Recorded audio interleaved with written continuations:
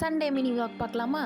Sunday ஒரு நாள் நிம்மதியாக வீட்டில் இருக்கலான்னு பார்த்தா, அம்மா போய் மீன் வாங்கிட்டு வான்னு சொல்லிட்டாங்க. சரின்னு போய் மீன் வாங்கிட்டு வந்ததுக்கப்புறமேட்டு, வேற என்னங்க வீட்டில் ஞாயித்துக்கிழமை ரெஸ்ட் எடுக்கலான்னு பார்த்தா, வெங்காயம் உரி, பூண்டு உரின்னு சொல்லிட்டு உட்கார வச்சுட்டாங்க. சரி அதெல்லாம் உரிச்சிட்டு இந்த சைடு ஜூஸ் குடிச்சிட்டு வந்துடலான்னு பார்க்கறதுக்குள்ள அம்மா மீன் குழம்பு வைக்கிற ப்ராசஸ் ஸ்டார்ட் பண்ணிட்டாங்க.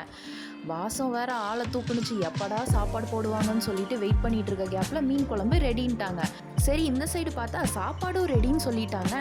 சரி ஓகே இன்னைக்கு ஒரு புடி பிடிச்சிடலான்னு சொல்லிட்டு உட்கார கேப்பில் தான் ப்ரான் பொரிக்கலன்னு சொன்னாங்க.